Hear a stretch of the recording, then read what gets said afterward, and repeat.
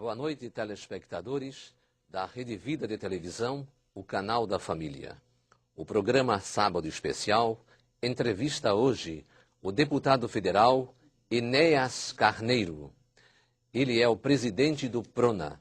Enéas Carneiro notabilizou-se em todo o Brasil quando, em 1989, lançou-se candidato à presidência da República e tinha apenas 15 segundos para mostrar o seu programa. O seu programa era: meu nome é Enéas. Essa figura de destaque da política nacional será novamente candidata à presidência da República. Ele é o nosso convidado. Boa noite, deputado federal Enéas Carneiro. Boa noite, doutor Nogueira. Obrigado ao senhor pelo convite, à Rede Vida e aos telespectadores pela paciência em assistir a todo o programa e as discussões. Teremos muitos assuntos interessantes, mas a primeira pergunta é a seguinte. Deputado, o senhor está há 3 anos e meio no Congresso Nacional e o senhor concordaria com uma frase pronunciada pelo presidente Lula de que no Congresso havia 300 picaretas? Não, senhor. Digo para o senhor e para os telespectadores, eu não concordo com isso. Isso é uma super simplificação. O Congresso espelha a sociedade. Então, a gente de todas as categorias, e eu não generalizaria dessa forma. Eu discordo de Sua Excelência o presidente Lula. Muito bem. No ano passado e neste ano, as denúncias que vêm do Congresso Nacional envolvendo mensalão, mensalinho, envolvendo sanguessuga, tem vários deputados arrolados aí, incluídos como denunciados. O senhor recebeu também alguma oferta de alguma propina ou alguém tentou fazer o senhor mudar de partido? Não, senhor. Desde que lá cheguei, e chegamos, né? Todos nós que fomos eleitos com aquela votação que o senhor já mencionou, eu jamais recebi nenhum convite desse gênero. Jamais, eu não posso dizer isso. E, claro, daqueles que comigo foram, 4 saíram. Certamente receberam o convite, não posso afirmar que foi dinheiro, mas foi para ter vantagens, auferir vantagens que não teriam ficando no programa. Nós estávamos contrários àquilo que se chama a base governista, quer dizer, o sustentáculo, a sustentação. Então saíram 4 e ficou apenas o doutor Edmar Massa Damasceno, que está comigo. Muito bem. Nas últimas eleições proporcionais, o sempre candidato à presidência da República desistiu e saiu candidato a deputado federal. E foi o mais bem votado da história do país. Enéas Carneiro Ferreira teve... Ferreira Carneiro teve 1.560.000 votos.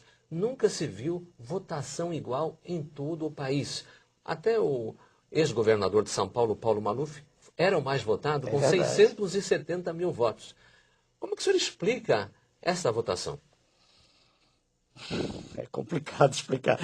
Eu já tentei entender isso diversas vezes. Já conversei com colegas neurologistas, sociólogos, e há uma interação, né, direta entre mim e o eleitor. Eu não tenho cabos eleitorais, não fiz contato com nenhum prefeito, não fui a cidade alguma. É um contato direto pela televisão. Eu quero crer que é a maneira como eu falo, que já tinha dado um resultado semelhante da eleição para presidente da República em 94. Eu tive quase 5 milhões de votos. Como é que o senhor fala? O senhor sabe, no horário gratuito, eu transmito aquele sentimento que é do homem comum. Eu sou um homem comum, não me contaminei, né? E com excelência, nada disso. E quando eu falo no horário gratuito, eu transmito para o eleitorado aquela sensação que é própria do homem, a indignação com o modelo, não é com uma pessoa, o modelo de que nós falaremos daqui a pouco, o modelo que leva o nosso povo a uma situação de escravidão. É essa a questão. Eu quero crer que é a verdade, é o não comprometimento com o modelo que faz com que o cidadão comum perceba que eu não pertenço ao sistema. Talvez isso. Ou não seria também um voto de protesto qualificado? É um voto excelente, o seu adjetivo, um voto de protesto qualificado. E no presidente da República seria um voto de protesto não qualificado? Que Porque aí não qualificado. Sua Excelência o Presidente é notoriamente inculto, né? Não, ao longo da vida não tem formação específica em área alguma. E eu já disse a ele, não estou falando, né, se ele está presente, disse a ele em 94. E, aliás, eu temia por tudo que veio a ocorrer 10 anos depois. E, se quiser, o que é protestar? Quando as pessoas votam contra um indivíduo, estão protestando contra ele. Eu penso que sempre há um protesto. Quando as pessoas votam contra o modelo que era chamado neoliberal aí, acreditando que Sua Excelência, o atual presidente, ia fazer diferente, estavam protestando. Quando as pessoas votam em mim, elas querem uma palavra, elas querem uma voz, elas querem uma expressão contrária ao modelo. E tem comigo isso. Eu não me curvo. Em nenhum instante eu cedi à tentação. A tentação de estar do lado do governo. O deputado federal, Enéas, com 1.560.000 votos, levou também para a Câmara Federal mais 5 deputados do seu partido, Prona. Por favor, o senhor se lembra qual foi a votação desses 5 outros deputados? Sem citar nomes, porque não me... Por favor, porque não interessa citar, são ilustres desconhecidos da população. Foram 600 votos. 600 votos? 400... 275, 382. Então, veja, telespectador, pelo coeficiente eleitoral, São Paulo, para cada 250.000 votos dados a um partido, teria um deputado federal aproximadamente isso. Eleito. E, no caso do deputado, ele teve sozinho 1.560.000 votos. Por conta dessa votação... Na verdade, nós estamos desprezando 10 mil, que é 70. Então, não é por conta dessa votação, ele conseguiu eleger 5 desconhecidos deputados. Eram profissionais gabaritados? Não. Nas suas áreas, sim. Que áreas? Médico, professor.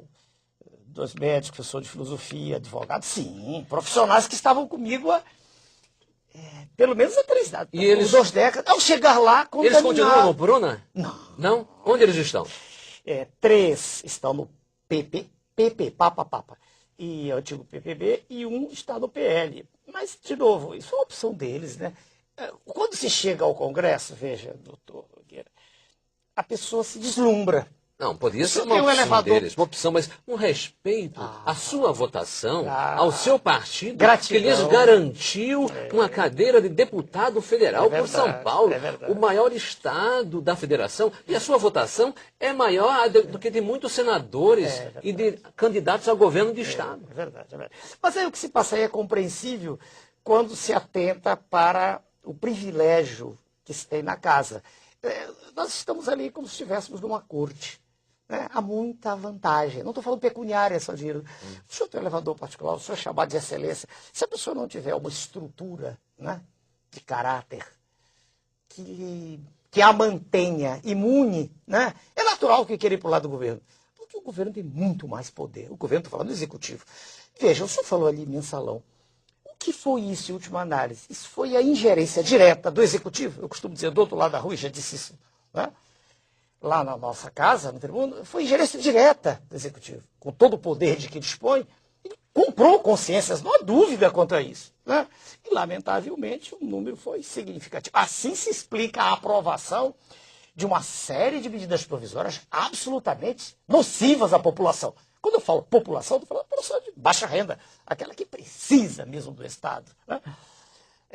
Então, a reforma da Previdência, reforma tributária e tantas outras coisas. Então, a bancada do Prona... reduziu-se a 2. Com muito orgulho, estamos no Prona, deputados federais, eu e o doutor Elimar, que é um amigo, irmão e uma pessoa por que eu tenho estima, respeito e admiração pela sua decência. Então, e aliás está aqui em nosso estúdio. Nossos agradecimentos ao deputado federal do Prona. É médico também? É colega. Muito bem. Doutor Enéas, o senhor é médico, o senhor é matemático e o senhor é físico. Qual é a sua opinião sobre o presidente Lula? O senhor votou nele em 2004? Não, senhor, eu anulei o voto. Sua Excelência, o presidente, eu já disse agora, é uma repetição, é profundamente inculto. Isso não quer dizer nada. Podia, ao ter chegado à presidência, manter-se fiel às suas origens. Não o fez. Sua Excelência, o presidente Lula, tem um comportamento semelhante àqueles que o antecederam. Ele é um súdito do poder internacional, do poder mundial. E começaram os índices referentes à educação, saúde e segurança pública, são iguais ou piores do que eram em governos anteriores. Então não há nada a elogiar no governo de Sua Excelência. Sobre a pessoa em particular, não cabe tecer comentários. Eu não gosto disso, não leva a nada. Vamos falar da ação. A ação governante. A ação governamental de Sua Excelência, o presidente, é a pior possível. Estamos diante do pior governo que o Brasil já teve. Sempre já disse isso ao vivo. Em números, prova isto. Opa, mas é simples. Escolha qualquer área. Educação, segurança, saúde. Educação temos aqui. Educação.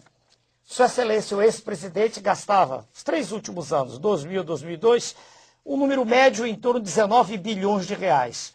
Sua Excelência... Quem é esse? O senhor está falando do Sua Fernando Henrique? Excelência, presidente Fernando Henrique. Em 2000. 2019, a fração não é cansativa, Muito bem, números muito médios, 19 bilhões.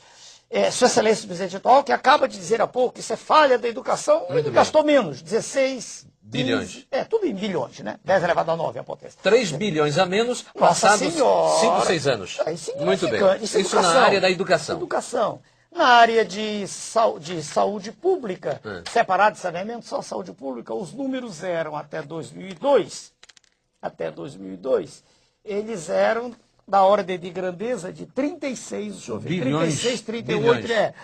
2003, 32, 2004, em 2005 ele se aproxima um pouco, chega a 37, e já cai de novo em 2006. Considerando a elevação do número... Considerando que a população aumentou. Diminuiu. Diminuiu. E em segurança a coisa é pior ainda. Segurança pública, se o senhor olhar para os números, são todos tirados de fundos oficiais. Né? Até 2002, a média, como o senhor observa aqui, era em torno de 23, 21 bilhões. Né? Ela cai significativamente, se o senhor olhar, para 16, 17, 18. Isso considerando, primeiro, o aumento da população, que não está aqui mencionado, e a população carcerária, que também aumenta.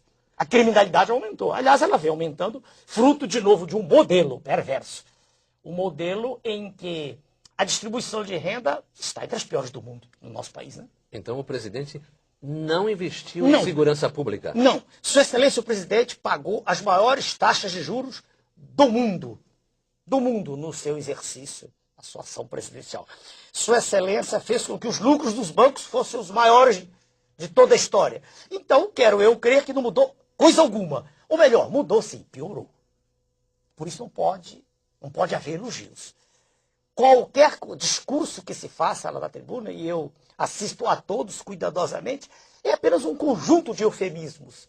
É uma bolsa escola aqui, uma estrada ali, uma faculdade, nada.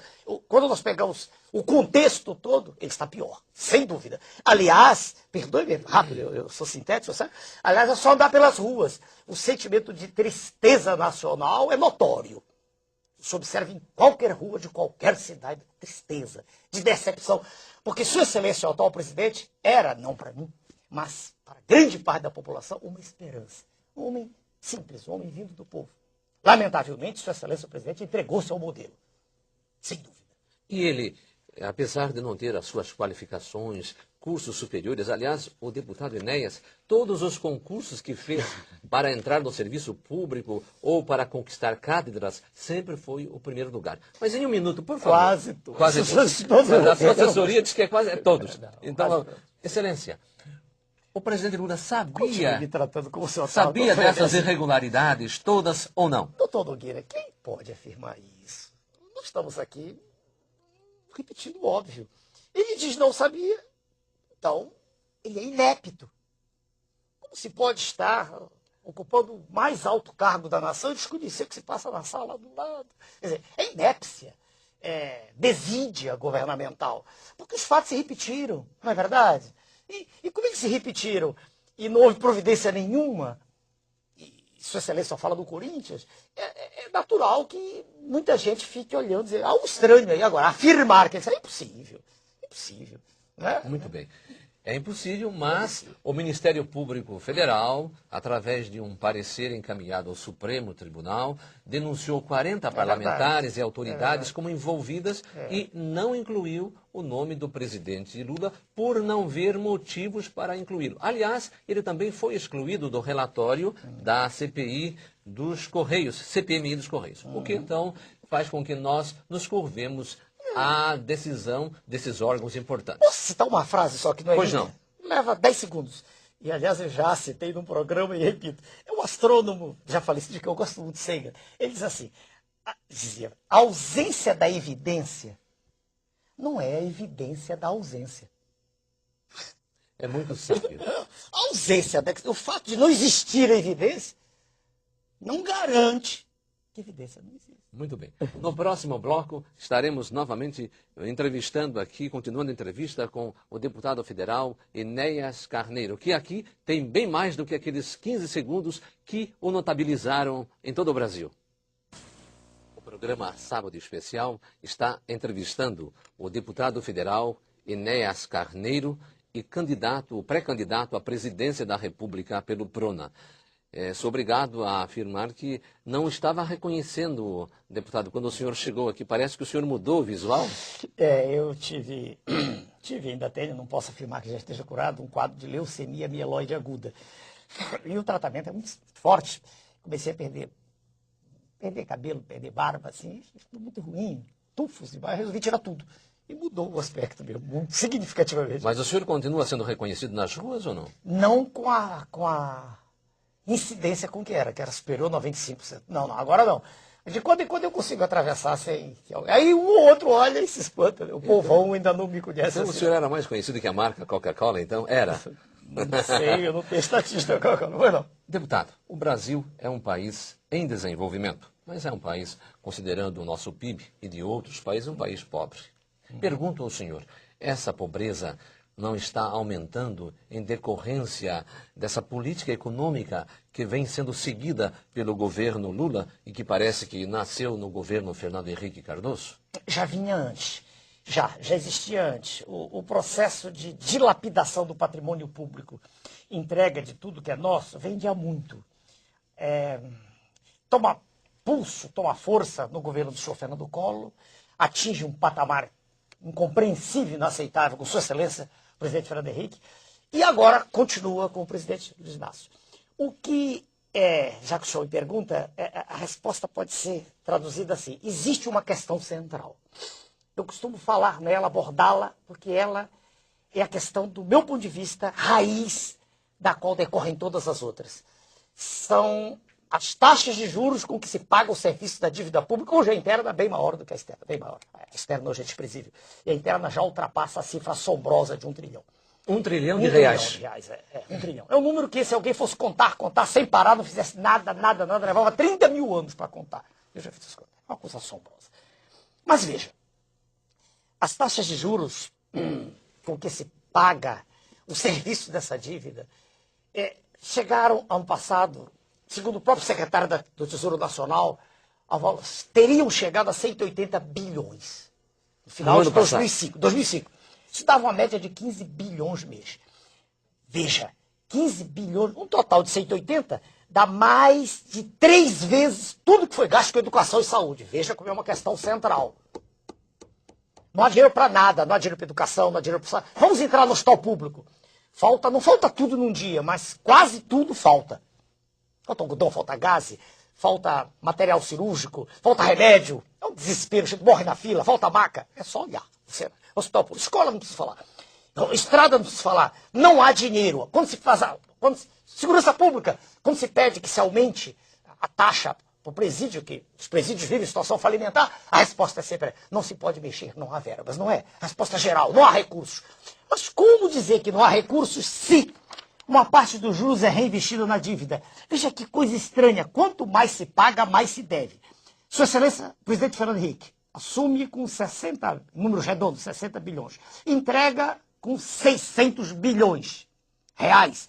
E Sua Excelência, o presidente Lula, vai aumentando a dívida. 620, 700, 800, 900. Onde nós estamos? Para onde vai isso? E os juros pagos chegaram, segundo eles, a 157 bilhões. Mas se eles incluírem aquilo que foi a capitalização, juros capitalizados, os números são astronômicos. Chega-se a cifras assombrosas de mais de 200 bilhões. Não há saída. Essa é a questão central. Então estão mascarando a dívida? A dívida não. O serviço da dívida. A dívida aparece com mil e uma injunções, papéis que são colocados noutras rubricas, mas a dívida ainda aparece. O questão central. Então estão mascarando a dívida? A dívida não, o serviço da dívida. Serviço da dívida. A dívida aparece com mil e uma injunções, papéis que são colocados noutras rubricas, mas a dívida ainda aparece. O que não aparece é que a cada instante uma parte desse serviço é acrescentada, é adicionada. Por isso a dívida cresce. Mas veja, doutor Nogueira, isso é assombroso. É assombroso porque nós vivemos no seio dos países pobres, mas como pobre? Se nós temos o maior contingente de água potável do planeta, 21%. Como pobre, se nós temos uma riqueza mineral que ninguém tem. Eu conversava com o senhor e converso sempre com qualquer colega, qualquer pessoa, perdoe-me tratá-la assim, que queira trocar ideias. Nós temos de nióbio, um elemento químico fundamental para a indústria aeronáutica, sem o qual o avião supersônico não levanta voo. Temos 97% a 98% do mundo aqui. A região de Araxá, em Minas Gerais, um pouquinho na Amazônia.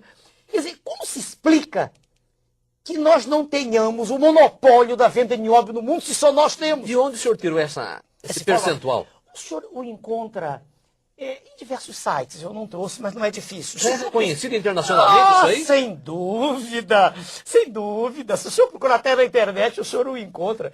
Nióbio, óbvio, eu tenho a satisfação de dizer para a população que eu fui o primeiro candidato à presidência da República que falou nisso, não se tocava nisso, era tabu. Eu fui o primeiro. Nióbio, né? N-I-O-B-I-O, nióbio. Pois bem, eu fui, mas não se toca nisso, isso é tabu. Agora, só o nióbio permitir Luzia ter uma moeda própria, lastreada nele. Entendeu? Nós podíamos ter nossa, não atrelada ao dólar, só ele, só o... E sem falar no quartzo, o nosso é de primeira qualidade. Em suma, quando aparece a capa da revista do roubo do urânio, o senhor pode ter mostrado, né? Roubo do urânio, contrabando de urânio, eu me divirto um pouco. Porque isso é extraoficial, é verdade, estou roubando. Mas o nióbio é infinitamente pior, porque é oficial, o senhor entende?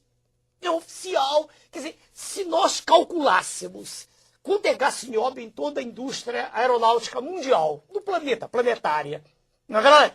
E víssemos quanto sai daqui, o que entra deveria ser compensador, e não é.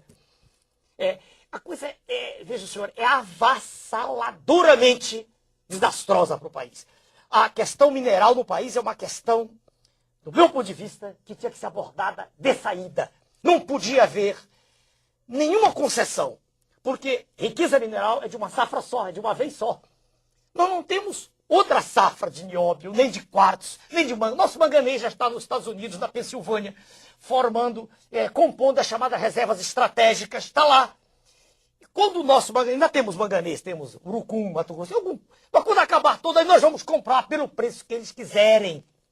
Não quero fazer discurso, eu estou respondendo um pouco, mas isso... um pouco animado, porque essa questão mineral me preocupa há muito tempo. Eu estudei, honra ao mérito, com o almirante Gami Silva, que tomou conta daquele projeto da Amazônia, um homem culto, preparado. Estudei muito. Ninguém fala nisso. E por que o senhor não falou isso na Câmara Federal? Mas já falamos. Ninguém repercutiu isso aí? Não, essa informação não é muito séria.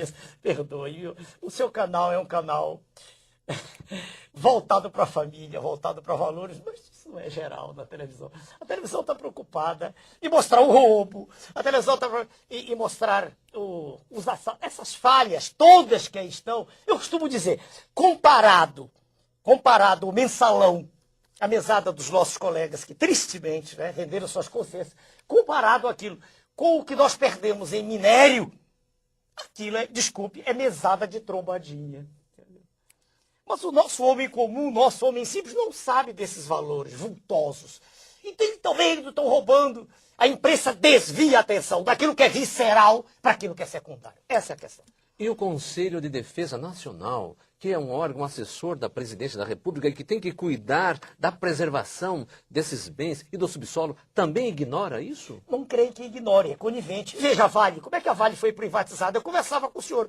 O que se recebeu, naquele cheque, Quando o senhor fala Vale, é a companhia Vale do Rio Doce. A maior mineradora de ferro do planeta. Não é Vale Refeição, Vale do Rio Doce. Do Rio Doce, tem razão, perdoe-me, eu fui impreciso. Quando a Vale do Rio Doce foi privatizada não, foi entregue, foi doada de maneira criminosa. Em que governo foi isso aí? O governo de Sua Excelência, o ex-presidente Fernando Henrique Cardoso. Quando ela foi privatizada, o valor recebido foi de 3,33, uma fraçãozinha, bilhões de dólares. Não deu para pagar esse valor, um mês de juros da dívida pública. E de maneira criminosa ela foi entregue. E interessante, telespectador, que anualmente a gente examina os balanços dessas empresas privatizadas e os balanços apresentam lucros líquidos bilionários. A Vale do Rio Doce, por ano, tem lucro líquido de 10 bilhões de reais, sendo, aliás, uma das ações também muito disputadas no estrangeiro. Se o senhor me permite, Pois ninguém não. diz que o valor dela era superior a 1,5 trilhão. Ninguém diz isso. Ela foi doada. Essa é a questão. Quem estava por trás? Vamos dizer, quem estava por trás eram grupos multinacionais poderosíssimos. Haja vista a presença do senhor George Soros, um dos mega bilionários do planeta. Estava fazendo, por acaso, alguma caridade ao investir na Vale do Rio Doce? A Vale do Rio Doce era, e ainda continua sendo, uma questão estratégica, porque os minérios representam a nossa segurança. Quando ele compra a Vale, isso fica para o próximo bloco, eu sei se você vai chamar lá, ele está comprando ativos reais, e não ativos financeiros, moeda falsa. Ele está comprando riqueza real. Então, pelas suas explicações, a Vale do Rio Doce, ela não foi privatizada, foi expropriada. Exatamente. Vendeu-se o controle, porque ela não foi vendida, o que se deu foi o controle das ações. Né? Uma parte pequena, mas quem comprou passou a ter o direito de dizer o que explora, quando explora, para onde manda e por quanto. Então, o seu lucro também, que é astronômico, está sendo repassado para o estrangeiro? Claro. Deputado. É capital internacional. É o poder mundial apoderando-se das riquezas dos países ditos em desenvolvimento. Nós somos, na verdade, perdoe o senhor, perdoe os telespectadores, os colegas que estão participando, nós somos uma colônia gigantesca. Deputado, e também nas telecomunicações, aconteceu a mesma coisa? Terrível, terrível, terrível, terrível, terrível, terrível. Então perdemos o controle de minérios e das comunicações. Agora, hoje, eu estava vindo, um assessor me ligou que nós não temos mais o direito de exportar açaí lá do norte do país. Açaí, da minha região de onde eu vim. Porque o açaí agora foi, como é que te diz, patenteado lá fora. Não tem certeza. Parece que açaí, nossa, não, foi patenteado o nome, açaí. Ah, sim, não, a frutinha, o frutinha? açaí, que eu conheço.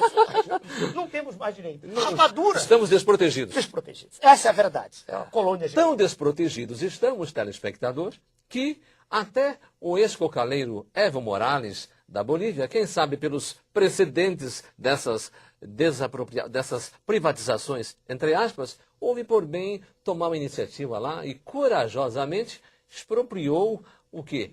As 2 refinarias da Petrobras, patrimônio nacional, e está dizendo que não pretende pagar indenização alguma, ou se pagar, pagar com gás com preço elevadíssimo. O que lhe parece, deputado? Nós temos tempo ainda? Por favor. Não, porque isso aí envolve... Por favor, deputado. Na ocasião... O senhor tem aqui todo o tempo. Por causa do tempo, eu sou O senhor já foi muito violentado por essa Mas questão de tempo aí. eu sou disciplinado, doutor, eu obedeço Por às favor. regras. Sua Excelência, o presidente boliviano, ele está tomando uma posição, podemos até usar um adjetivo, ultranacionalista, né? Mas quando o contrato foi feito, do governo também anterior, e o contrato não era bom, nem para a Bolívia, nem para nós brasileiros, nem para a Petrobras, era bom para as multinacionais.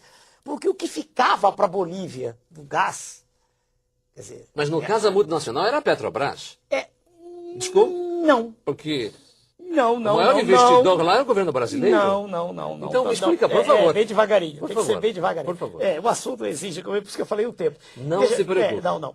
Havia, primeiro, recursos tomados pela própria Bolívia, sobre os quais se pagava um certo serviço, juros. Havia interesses de muitas multinacionais lá no processo todo.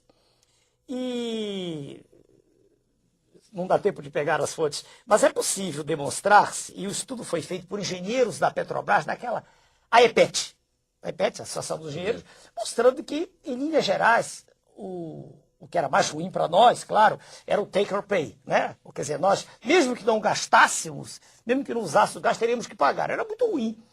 E algumas dessas cláusulas já foram refeitas. Mas não era necessariamente bom para a Bolívia, não. Não era. Aí, veja bem, quando o senhor Evo Morales assume, já havia ocorrido o referendo, 2 anos atrás, em 2004.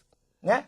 Já havia, dizendo, não me recordo exatamente os termos, mas já tinha ocorrido um referendo no qual tinha sido estabelecido que os contratos tinham que ser refeitos.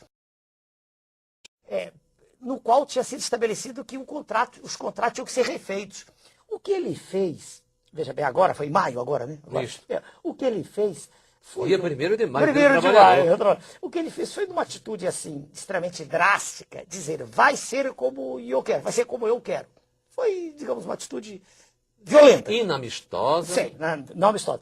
Mas, se nós olharmos para aquele país e quão vítima ele vem sendo há tanto tempo desse poder maquiavélico mundial, a gente tem que entender, não tem o Chaves da Venezuela, a gente tem que entender um pouquinho que de quando em quando há roubos desse gênero. Nós, claro, estamos sendo prejudicados, se bem que a Petrobras, e isso declaração também de dirigente, acaba de afirmar que a Bolívia, enfim, os negócios são pequenos lá, não são de tão grande monte, o senhor deve ter lido. A Petrobras, $1,5 bilhão. Mas há coisas, veja bem, no contexto geral, não é uma grande sangria o que está ocorrendo com a Bolívia. Mas o ponto, do meu ponto de vista, que tem que ser...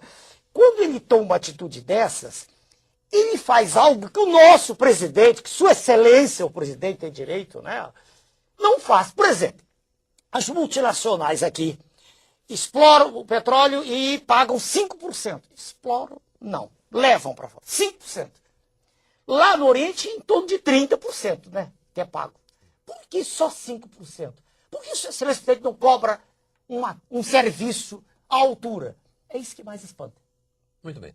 No próximo bloco, conversaremos com o deputado Enéas e candidato à presidência da República sobre a segurança pública no estado de São Paulo e no Brasil inteiro.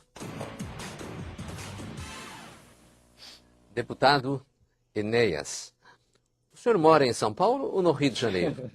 Moro em São Paulo, Rio e Brasília. No Rio eu tenho uma filha de 21 anos, com quem eu moro, antigo, estou no Rio há mais de 40 anos, em São Paulo há mais de 20 dando aula, parei agora por causa da doença, e também tem um cantinho lá, e em Brasília a residência oficial. Moro nos 3 lugares. E por que o senhor preferiu sair candidato a deputado por São Paulo? Podia ser em qualquer estado, como o senhor acabou de dizer agora, eu coincido em qualquer um. Em São Paulo tem mais eleitores, tem mais... Como a minha penetração era razoavelmente a mesma, né? Com exceção do estado do extremo norte, onde eu estive poucas vezes, mas era razoavelmente a mesma. Em São Paulo, eu pensei, São Paulo, há mais eleitores, o resultado será maior, honestamente. E tenho carinho por São Paulo, como tenho por qualquer lugar. Eu sou brasileiro, como o senhor é. Muito Estamos bem. falando português, hein, senhor? E se o senhor fosse governador aqui do estado de São Paulo, considerando a situação séria na área da segurança pública que São Paulo está vivendo, o que o nosso deputado, então governador, faria para tranquilizar a população e resolver esse problema gravíssimo que está afetando a todos? Veja, de novo, eu volto à questão central. Os governos estaduais, dos estados-membros e os prefeitos, todos estão presos à dívida pública. Todos. Se o senhor olhar, quando há qualquer medida que um presidente toma, os governadores, desde o tempo de Collor, os governadores vão lá. Uma linguagem bem singela, tomar a benção. Quer dizer, até assina o CIEP, vai lá. Quer dizer, todo mundo... Porque é o governo federal que solta a verba, solta o dinheiro. Então, o primeiro problema do qual a gente não pode, nós não podemos esquecer, é que Sua Excelência, o governador, independentemente de quem seja, ele não tem todo esse poder que parece ter, não. Não tem. Agora, o que se faz com o que tem? É outra pergunta. Dentro do que tem, do que chega, eu penso que não adianta falar educação. Isso é a médio prazo, não é instantâneo. Então, ainda mais porque muitos dos líderes aí têm até nível médio, né? Não são analfabetos. Não Se são. não fossem preparados, não obteriam esse sucesso que estão obtendo Claro. aí com essas Claro, rebeliões todas. Claro. Então, eu penso assim, há que, do meu ponto de vista, tem 1000 abordagens, separar joio de trigo. A cadeia, quer dizer, o presídio é a sementeira do crime. O indivíduo furta um frango e é preso, é jogado lá dentro e sai traficando. Todo mundo sabe disso. Né? Então, há que separar. Como? Não adianta estar construindo presídio. Aquele presídio, está todo mundo amontoado, não faz sentido. Eu penso que, e não estou também dizendo nada novo, a prisão agrícola é uma saída. Espaço aberto, local onde o sujeito possa produzir algo. Aquilo ali, isso do jeito que está, vai explodir. É uma bomba de efeito retardado. Mas isso, como disse o senhor, a médio prazo. Quero saber para hoje. Medidas de segurança, não há saída. Se um rinoceronte nos ataca, não adianta cantar uma área. Há que ter medidas punitivas drásticas. Não a pena de morte, que nós somos contrários a ela, como somos contrários ao aborto, qualquer forma de eliminação da vida. Né? O PRONA tem como cláusula pena. Então, nesse sentido, o senhor criticaria, então, a atitude do governador Cláudio Lembo, que não aceitou a ajuda federal? É difícil. É difícil a resposta. Veja bem, segundo ele, o efetivo da Polícia Militar é suficiente. Eu ouvi a declaração dele, ouvi do comandante da polícia. E, veja bem, na medida exata em que ele dizia isso, e eu me ponho na posição de acreditar, eu não sou do partido dele, não disso, acreditando na autoridade que ele tinha condições de deter o processo, eu creio que ele não tinha por que pôr a polícia. Primeiro, porque o Exército, no caso, não está preparado para isso. O Exército apenas é uma demonstração psicológica, né? O Exército não está, nunca. Para defender o território nacional, seria? Segurança nacional é uma coisa, segurança pública é outra. E aqui é a segurança da família, da Do sociedade, cidadão, do cidadão que trabalha, que paga imposto. E houve pânico. Não adianta dizermos que não houve. Houve pânico. Haja vista os supermercados fecharam, as escolas, tudo. Houve pânico. Então, quando você me pergunta se... ele responde, é difícil. Está na posição, são decisões difíceis. Agora, ele houve por bem fazê-lo e, logo no dia seguinte, se não me engano, pararam. Mas fala-se de acordo. É isso que eu pergunto. O senhor conversaria com os bandidos? Não. Eu não. Eu não o faria. Eu não o faria, mas eu não posso afirmar que houve, de novo, a história, porque foram pessoas lá conversar com eles, um advogado, não foi? E logo depois cessou tudo. Mas eu não tenho autoridade aqui para dizer exatamente o que houve. Não sei. Não sei, é impossível, né? Não sei. Mas, repito, a questão prisional, essa questão do ponto de vista da criminologia, ela tem que ser examinada rapidamente. Estamos sentados no barril de pólvora, não há dúvida. O presídio é uma escola de criminalidade, não tenha dúvida. Escola de crime aqui. Né? Aliás, o senhor também não acha que deveria haver uma política nacional de segurança pública? Porque é impossível você hoje situar pontualmente um problema de São Paulo. O problema da segurança, ele extrapola. Nós temos bandidos que vêm de outros estados, pessoas de São Paulo que vão para outros estados. Então, há que haver uma interligação. E isso quem põe é a presidência da República, o governo federal. Há que existir e já está passando do tempo, sem dúvida. E a Câmara Federal e o Senado Federal também poderiam agir? Seria um colegiado, penso eu assim. Seria uma decisão, veja o senhor, tomada em conjunto. Eu penso que está passando a hora. É minha opinião. Né? Minha opinião que está passando. Não podemos continuar assim. A situação ela está de um jeito, e repare, isso vem ocorrendo, vem piorando, né, com os tempos.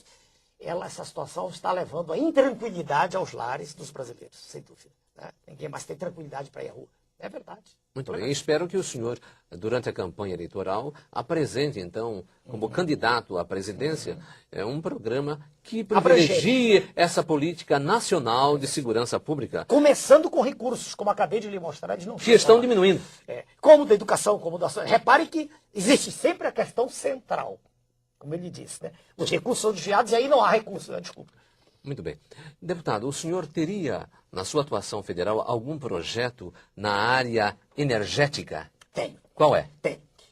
Eu e o meu colega, o doutor Elimar, apresentamos um projeto que já passou por 3 comissões, ganhamos em 2. Ganhamos, quer dizer, o projeto foi aprovado, e uma comissão o voto foi contrário, mas a tese... Um minuto? Por favor.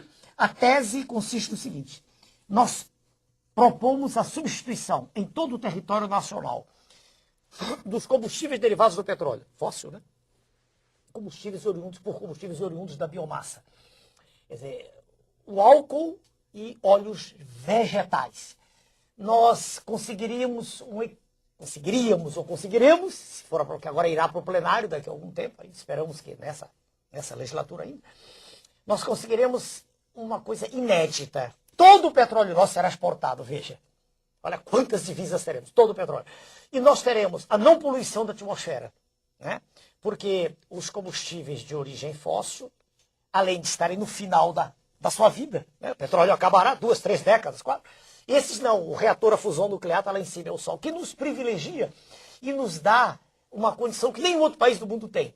Quer dizer, com álcool, né? E óleo retirados dos vegetais, utilizando uma parcela pequena, em torno de 15,8 milhões de hectares, que é quase em torno de 4% da área toda cultivável, né? Se nós fizermos isso, nós teremos fixados na terra os homens de lá. Diminuiremos em muito o êxodo rural. Teremos uma condição de a pessoa trabalhar no seu habitat natural. Geraremos, todos nós, se isso for aprovado para o bem do nosso país, alguma coisa em torno de mais de 10 milhões de empregos, com pessoas trabalhando naquilo de que gostam no campo. Essa é a ideia de maneira bem geral. E este projeto? Se nós fizermos isso, nós teremos fixados na terra os homens de lá. Diminuiremos em muito o êxodo rural. Teremos uma condição de a pessoa trabalhar no seu habitat natural. Geraremos, todos nós, se isso for aprovado para o bem do nosso país, alguma coisa em torno de mais de 10 milhões de empregos, com pessoas trabalhando naquilo de que gostam no campo. Essa é a ideia de maneira bem geral. E este projeto já passou em que comissões? Passou desenvolvimento, a primeira. Meio ambiente perdeu, a argumentação dos colegas foi que iria prejudicar o que é uma insensatez, não, pelo contrário, vai retirar gás carbônico da atmosfera, diminuir o efeito estufa, né? Nós estamos usando a fotossíntese, algo que é natural, e foi um erro deles. Mas, não, agora Minas Energia passou, e terá que passar por outras ou ir direto ao plenário. Aí nós vamos ver a adequação, e depois irá ao Senado. Se nós conseguirmos isso é um grande... Parece, não posso garantir, parece-nos, por informações vindas de outras fontes, que Sua Excelência o Presidente também está interessado nisso. Haja vista o biodiesel. Que bom. Pequeno, né? O Presidente da República? Isso nós ouvimos dizer, nós não ouvimos dele. Porque, veja o senhor, a Finlândia, há pouco tempo, através de um dos seus representantes, apresentou um projeto de obtenção de energia a partir de lixo. Do lixo, eles não têm sol. E nós que temos a maior incidência de luz solar do planeta, o maior índice de chuva, provavelmente, não temos como nosso povo está na miséria, não há razão para isso. Então é uma redenção, é uma maneira de usar aquilo que nós temos. A biomassa é nossa. Né? Muito bem. Deputado, e com relação ao aborto, o senhor tem alguma atividade lá? Por favor. O mentor de todas as teses e que tem qualificação própria é o meu colega, o doutor Elimar. Mas ele me tem chamado de vez em quando para a Comissão de Seguridade e já houve pronunciamentos nossos extremamente duros. O aborto está dentro do projeto mundial, neomalthusiano. Tudo o que se diz em torno disso é eufemismo, é conversa fiada. O que se quer é diminuir a população brasileira. Isso sim, para que o território possa não ser defendido a contento. Todas as políticas voltadas ao aplauso ao homossexualismo. Eu não estou atacando os senhores homossexuais, não é isso. Eu dou aplauso e o incremento e a apresentação disso como coisa natural. Tudo isso visa a diminuição da natalidade. É a política neomalthusiana em ação. Ou seja, nós somos gente de mais ao contrário, nós somos gente de menos, numa extensão territorial gigantesca como é do nosso país. Então, o aborto é, do meu ponto de vista, condenável. Totalmente condenável. Quando o espermatozoide e o ovócito se juntam, a partir do instante, não naquele momento exato em que o espermatozoide entra, mas quando os dois núcleos se fundem, já existe um novo ser. Nada justifica matá-lo. Nada. Nenhuma razão de qualquer natureza permite isso, uma vez que ali está, independentemente de qualquer conceito religioso, ali está uma nova vida, um novo ser. Então nós do PRONAM somos radicalmente contrários a essa política. E qual é a aceitação na Câmara Federal desse seu ponto de vista muito importante? Opa. Nós conseguimos, eu, doutor Ibar, e uma série de outros colegas deputados, independentemente do partido a que pertençam, conseguimos deter, e foi protraída a decisão, né, de um projeto de uma colega nossa deputada que pretende abrir as porteiras todas do aborto. Mas isso foi detido no final do ano transato, agora de 2005. O projeto volta as tentativas da abertura da porta vêm a cada instante. Mas nós conseguimos deter. Então, foi alguma coisa positiva que conseguimos. Como o senhor estará fora da Câmara Federal, quem continuará essa batalha Doutor lá? Edmar.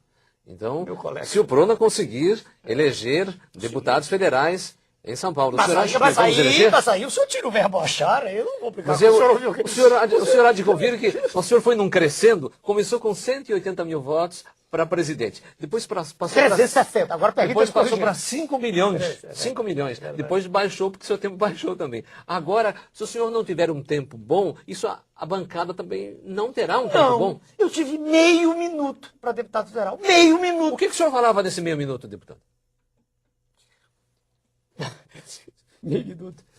Veja, senhor telespectador, o nosso país é o mais rico do mundo, não é o mais pobre. Ele é o mais rico em água potável, em luz solar, com energia captada nas folhas, que pode ser utilizada, como eu acabei de mostrar. Né? O nosso país tem uma agricultura que é só estimular um pouquinho e ela produz, não há por que haver fome. Nós temos a maior riqueza mineral do planeta. A que o senhor atribui a situação de pobreza e miséria da população? Claro que é a má gestão. Claro que é ao fato de nós termos títeres governando o país, que são, na verdade, representantes legítimos de um poder monstruoso, que é o sistema financeiro internacional. A nossa proposta é lutar contra isso, é fazer com que o Brasil se coloque de pé e deixemos de ser colônia das multinacionais. Deve ter falado 1 minuto e 40 segundos, não preparei antes, coisas desse gênero. E falou tudo, é por isso que teve essa votação Nada astronômica. diferente disso. Finalmente, para encerrar o programa, deputado, o senhor também tem uma grande preocupação com o mascaramento contábil dos ativos financeiros apresentados internacionalmente. Isso. Para encerrar o programa, 2 minutos. 2 minutos, o senhor está me dando uma eternidade. Eu acho que o senhor tem que se acostumar com isso aqui na Rede Vida. Muito obrigado ao senhor. O que se passa, senhor telespectador, é que antigamente ainda com transações em dinheiro, cheque. Hoje não. Hoje com o advento, né, e cada vez mais intenso das comunicações através dos computadores, quando se aperta um dedo, né, se põe o dedo numa tecla de computador, transferem-se fortunas de um país para outro, de um ponto para outro do planeta. E o que gira em ativos financeiros é de uma ordem de grandeza em torno de 6 trilhões De dólares. Dia. Isso é muito mais do que o total das transações em comércio e indústria, que chegam a alguma coisa em torno de 2 a 3% desse valor. É evidente que o que se faz então é uma fantasia. Vive-se numa gigantesca, como se fosse uma mesa de bilhar, uma gigantesca fantasia. A riqueza real está nos países ditos em desenvolvimento, são as riquezas naturais. E delas se apropriam os donos dos ativos financeiros. Assim compraram a Vale do Rio Doce, assim compram terras na Argentina, compram terras no Brasil. E é preciso que nós acordemos para isso. É preciso, e eu sei que é dura a frase, mas é preciso ter coragem para enfrentar o sistema financeiro internacional. O deputado disse, em resumo, que também há empresas com patrimonialização insignificante, mas ações com valores astronômicos nas bolsas. Então, o patrimônio da organização, 6 bilhões de dólares, mas as ações em bolsa valem 100 bilhões de dólares. Quer dizer, é um sonho, é uma realidade, é um castelo. E, em cima desse castelo, muitos sonhos se destroem. Pessoas que investem, acreditam no mercado financeiro e ficam sem nada. Mas são os pequenos, né? Não têm acesso à informação privilegiada. Porque, se o senhor olhar, os mega especuladores dificilmente perdem. São números vultosos, são quantias, número vultoso, a expressão está imprópria, são quantias vultosas, são valores aos quais nós não temos acesso, são milhões, bilhões de dólares, transitando como bits, né, de informação de um lado para o outro do planeta. Essa é a verdade. Deputado, muito obrigado por sua entrevista. Sucesso ao senhor Obrigado dentro ao do senhor. possível, apesar do pouco tempo que vai ter na televisão. E esperamos que o senhor volte aqui à Rede Vida para conversar com o telespectador do Sábado Especial. Muito boa noite.